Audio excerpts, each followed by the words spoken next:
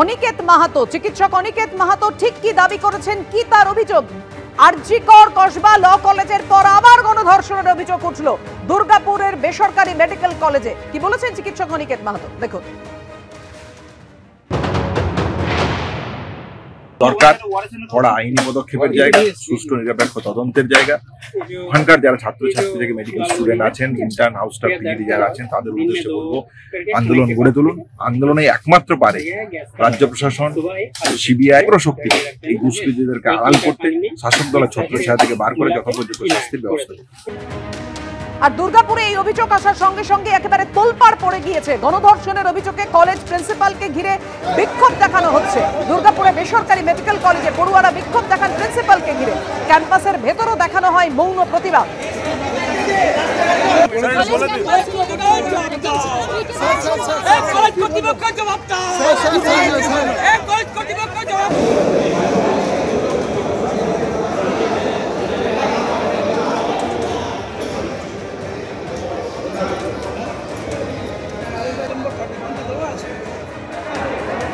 একদিকে মৌন প্রতিবাদ দেখানো হয়, অন্যদিকে আপনারা দেখতে পাচ্ছেন সেই মুহূর্তের ছবি যখন কলেজের পড়ুয়ারা এই ঘটনার প্রতিবাদে প্রিন্সিপালকে ঘিরে বিক্ষোভ দেখান।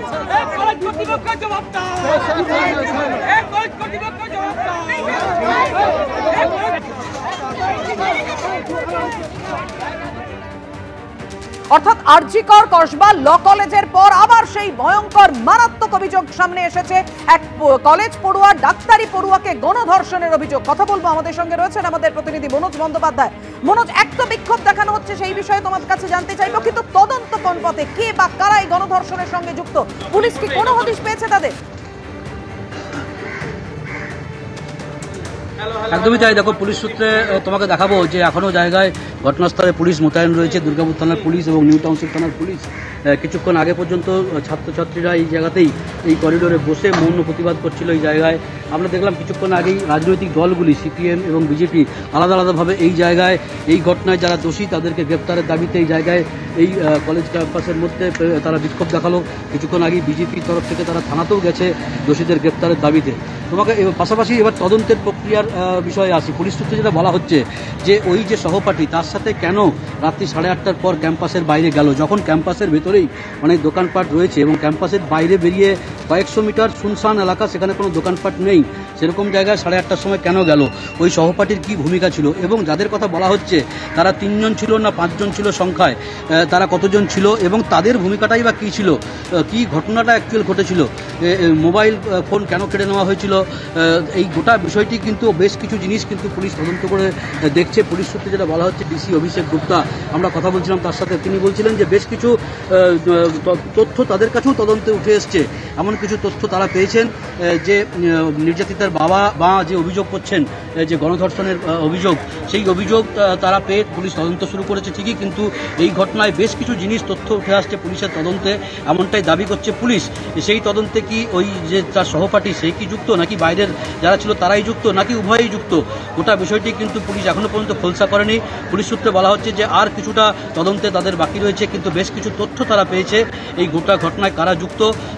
বেশ ইতিমধ্যেই যে সহপাঠী তাকে কিন্তু জিজ্ঞাসাবাদও করেছে পুলিশ। এই গোটা বিষয়টি কিন্তু এখন তদন্ত সাপেক্ষ রয়েছে।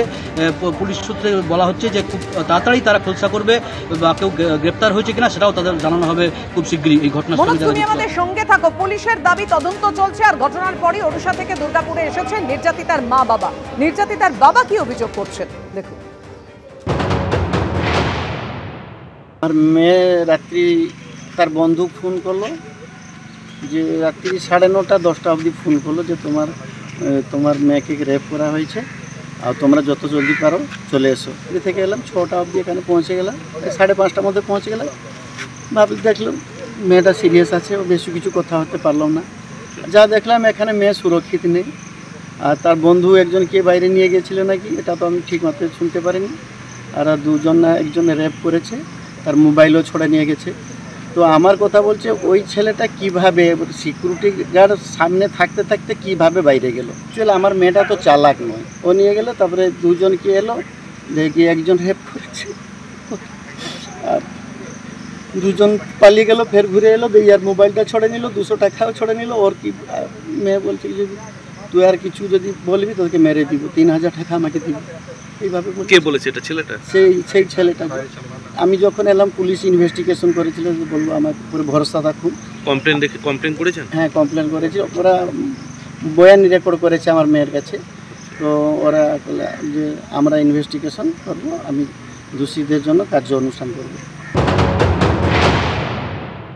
वो रात को तो खाने के लिए निकला था ना, वो लड़का बोला कि, तो उसका दोस्त बोला कि वो खाने के लिए चलो बाहर जाएंगे। तो वो लड़की आए थे खाने के लिए, तो वो लड़का बोला कि चलो थोड़ा गेट के बाहर घूमने चलेंगे। मेरा लड़की बोला कि नहीं नहीं, घूमने नहीं चलेंगे, खाना खा के चले जाएंगे। वो लड़का बोला कि थोड़ा घूमने चलेंगे। तो घूमने गए थे बाहर, गेट के बाहर। वो लड़का 3 लोग आके पीछा किया, तो वो लड़का जो साथ ले गया था वो जंगल की तरफ भागा। तो मेरा लड़की भी इसके पीछे भागा, वो लड़का गायब हो गया, कहाँ छुप गया। मेरा लड़की को वो अकेला देख के वो 3 लोग ले गए और 2 लोग आ गए, जंगल में ले गए। और एक लोग उसके साथ गंदा काम किया और उसका मोबाइल छीन लिया। बोला कि सुबह 3000 रुपया देगा तो मोबाइल दूंगा, नहीं तो नहीं दूंगा, और चिल्लाएंगे तो मार दूंगा जान से। অর্থাৎ বুঝতেই পারছেন নির্যাতিতার পরিবার যে অভিযোগ করছেন, হাসপাতালে নিরাপত্তা নিয়ে প্রশ্ন তুলেছেন, নিরাপত্তা রক্ষীর নজর এড়িয়ে তারা বাইরে বেরোলেন কিভাবে তা নিয়েও প্রশ্ন তুলছেন বাবা মা। প্রিন্সিপালকে ঘিরে যে মুহূর্তে বিক্ষোভ দেখানো হয় সেই ছবি রেখেছি, পাশাপাশি মৌন প্রতিবাদ পড়ুয়াদের। দুর্গাপুরে ডাক্তারি পড়ুয়াকে গণধর্ষণের অভিযোগ, নির্যাতিতার বাবাকে ফোন করলেন শুভেন্দু অধিকারী। নির্যাতিতার বাবার সঙ্গে ফোনে কথা বিরোধী দলনেতা।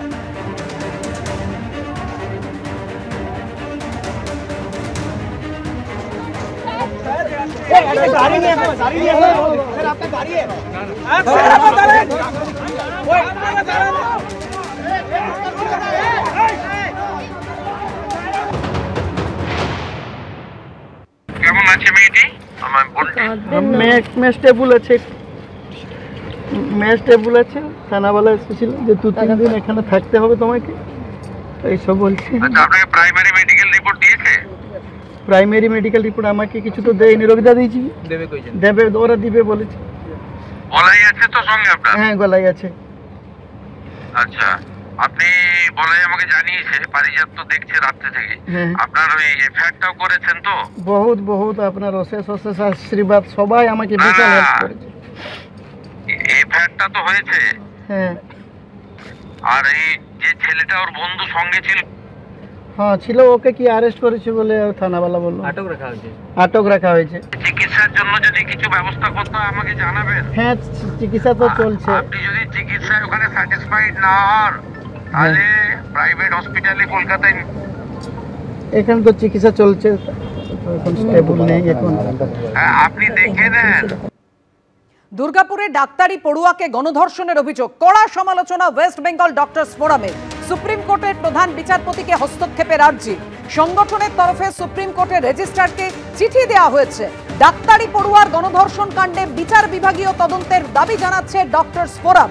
আরজিকর কাণ্ডের পর চিকিৎসকদের নিরাপত্তা নিয়ে একাধিক নির্দেশ দিয়েছিল সুপ্রিম কোর্ট।